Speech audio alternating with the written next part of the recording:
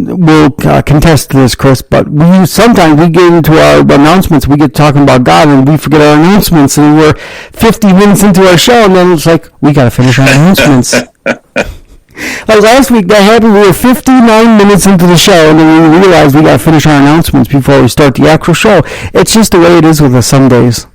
So with that being said, let's get into our song for the show.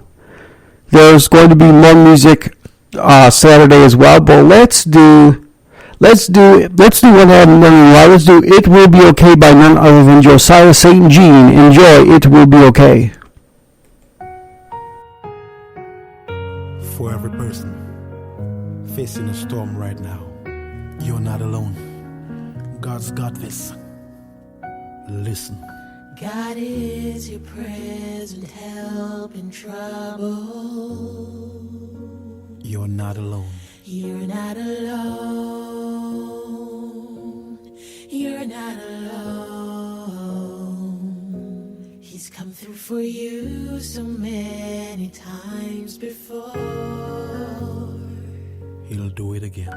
He'll do it again. He'll do it again. There's nothing too hard for him to do.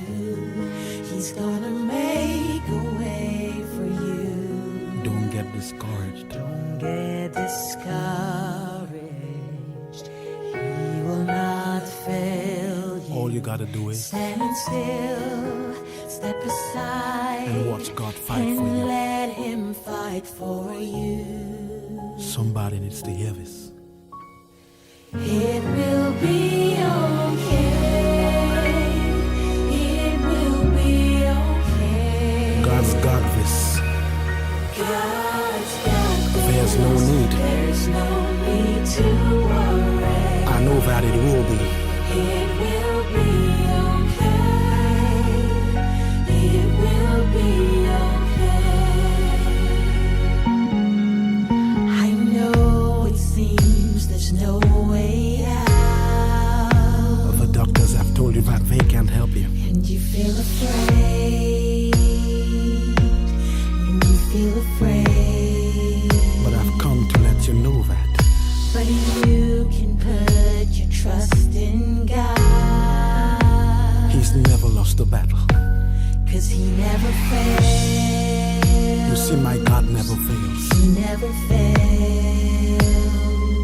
He's a strong. He is a strong deliverer. He's an on-time Show God. up in time to rescue you. Somebody lift your eyes beyond the hills. be encouraged. Help is on the way. It will be. It will be okay. You don't have to worry. It will be okay. God's got this. There's no need. There's no need to worry. Calm yourself down. It will be okay. I know that it will be. It will be okay. One thing I know about God is He won't leave you. He'll never leave. He won't forsake you. He's ever present. He's always there. You can lay it all on God. Cast all your cares upon him. Come on, somebody. He is faithful. Yes, He is. He is faithful. He is able. He's able. My God will fix this. God will fix it for you. Every person who's going through a struggle needs to know this. It will be okay. In spite of what the doctor says, It will be okay. I came by to tell you. God's got this. There's no need to worry. I've seen God heal cancer. It will be okay. I've seen God make a way out of no way. It will be okay. You're coming out of this better. God's got this. There's nothing impossible with my God. No need to worry. Imagine God speaking to you right It's gonna now. be okay. Don't worry now. It's gonna be okay. Don't worry now. Everything is gonna be okay. It will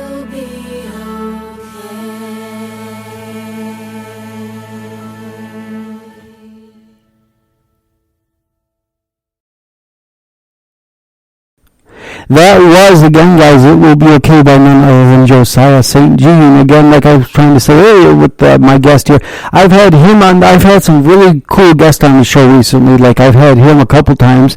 He's from the country of Dominica. I've also had Jimmy Sweater's lead singer from the 80s on the show about 3 weeks ago, which was a true blessing itself. I didn't think that guy was, number one, not to be mean to anybody, but I didn't think he was still there. Because most people from the 80s, I'm from the 80s, but I didn't know he was even still around and doing whatnots. And I found his ministry and messaged him one day. He said, absolutely. And we became friends over the show. It's pretty cool how God uses, because like I said, someone once told me, don't ever fear of asking something because you never know what they're going to say. Just ask them. You never know. Just like this, my guest here, Chris, he said, yes, you never know until you ask.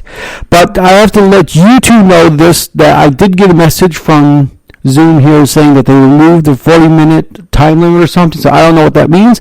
But they removed something, so I guess that means that we can have an unlimited call for it now. But we don't need to have an unlimited call because I only got 3 hours and I don't want to keep you any longer than you need to be. So however long it takes for us to do what we need to do, whatever else you need to say or want to say, that's fine with us. So I forgot to tell you that specifically, but we do have a 3-hour time slot. And we've been using Spreaker as our podcasting tool, which is a podcast in the box. But let's give the Lord a clap offering on that note that it will be okay. No matter what you guys out there are going through, we want you to know that it will be okay no matter what. Thank you, Lord, that you are reassuring everyone in this world that listens to us right now, each and every country, that it will be okay no matter what they go through, Lord. Because, yes, this is a dangerous pandemic, and my pastor just recently prayed for this, guys. My pastor just got it here in Ohio, got the COVID business, and it's not a fun situation. He's been doing over the video what he's been preaching. He's still not giving up. He's still preaching the word, but he's doing it over video, and he's doing good, but he's still got it, and it's not a good situation. But with that being said, guys, just because, some of you know, or you might have this, it's still going to be okay. No matter which way it turns out, it will be okay no matter what. I told this to my wife once, and specifically talking to my listeners, but for you guys too, that my wife used to always say, well, why did God take my dad? He had cancer. Why did he take my dad? Why? I said, she goes, I prayed to you to be healed. I said, he's healed. I said, whichever way it goes, he's going to be healed. But she says, why is he not here? I said, because God wanted him to take him home. He's still healed. He ain't suffering. He's got no more pain. And we know for a fact he believed in God. One of his favorite books of the Bible was Revelations. One of the hardest books to understand is Revelations. But his favorite book of the Bible is Revelations. We used to sit down together and read through that book. But whether one way or the other, whether like I told her, God took him home. He's healed. There's no questions asked. God healed him from everything, even though technically he's not still here, and now you're hurting, but that's different. But God still took him home, and God still healed him, so no matter what, he's healed her. And so now she looks at it that way. She still misses him. We got to go visit his gravesite this week when we go back to Michigan. But she misses him still, but she understands that God still healed him no matter what, and she accepts the fact that God took him, even though she's still upset about the whole year. But this is with the listeners itself. Whatever way it goes out with her, you got a loved one that's dealing with her whatnots, they're going to be healed one way or the other. Whether God takes them or not, they're still going to be healed. So you got to look at it this way: death is never a sad thing. It technically, in the world, in the way we look at it, it is.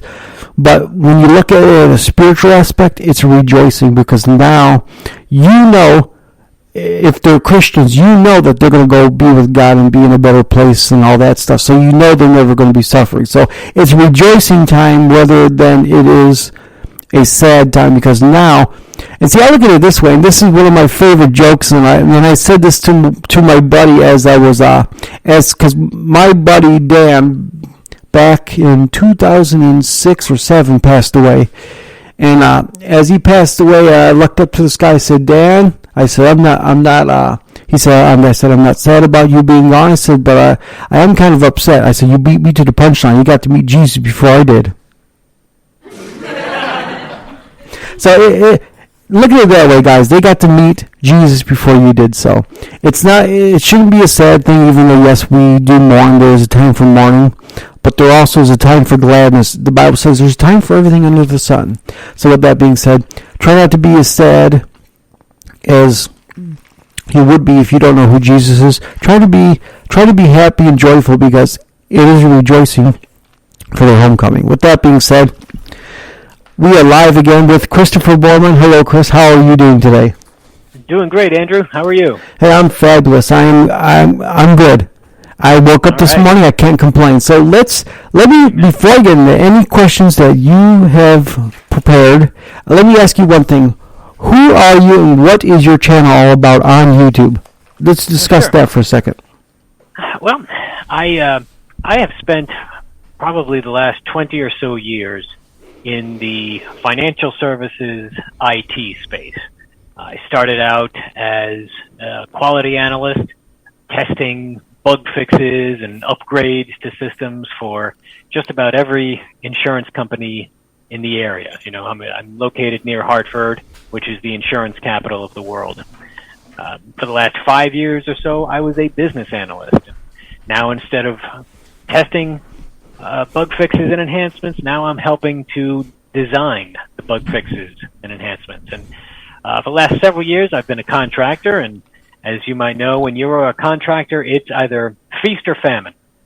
And the last couple of years, it's been famine. And lately, I've been thinking about, is this really what I want to do for the rest of my life? Is this something I even can do for the rest of my life? And I've always enjoyed public speaking. I've always had some measure of skill at it, or so I've been told. And someone really, a close friend of mine, someone I respect very highly, encouraged me, you should really think about being a pastor. And as soon as he said that, I said, no, forget it. Now I was a Christian, but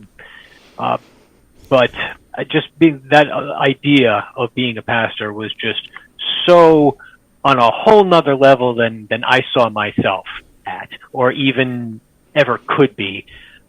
At first I just dismissed the idea out of hand. I said, forget it. No. But he kept at it, and he was persistent. And he said, you're really good at this. This may be something that God is directing you towards, especially in light of it being so difficult to find an IT job these days. And it's a funny thing, when folks are persistent, people actually start to listen after a while. And I've learned over the years that my gut is usually always wrong. Mine too. Yeah. And so I thought, okay, usually other people see something in me. I'm the last person to see it. Other people see it first. And so, okay, maybe I should get out in front of this for a change and actually listen to other people first. And I decided, okay, well, they don't just hand out jobs as a pastor to anyone who just walks in. And so I thought, well, how do I get experience? And I thought, well, there's YouTube channels. And I thought, well, why not? I got the time, sadly, being between opportunities these days. Right. So I thought I'd give it a shot. And thankfully, the response has been pretty good. People seem to enjoy my videos. It's really more about teaching than anything else. But I'm glad that people enjoy it, and it's all about Jesus, Absolutely. Two quick things. I'm going to tell you a funny story in just a minute, but number one, I was watching one of your videos recently. I like how you said that life isn't fair deal. That was good, because life isn't fair to anybody listening. Life is not fair. Even for me, life is. I always say this: life never promises you a bed of roses. Don't get me wrong. Like the old song goes, I never promised you a rose garden. Well, there is a rose garden, but there's always a few thorns in the way that prick you on your way out. So with that being said, life is, and like he said, because he said it beautifully, he said life is just not fair. Sometimes it's not because you did something, it's just because life ain't fair, and I like that. And the analogy that you gave with the blind man about who sinned, now that was good. Because to him, it wasn't life wasn't fair because he did something. It was just life wasn't fair because God wanted to display the works of Christ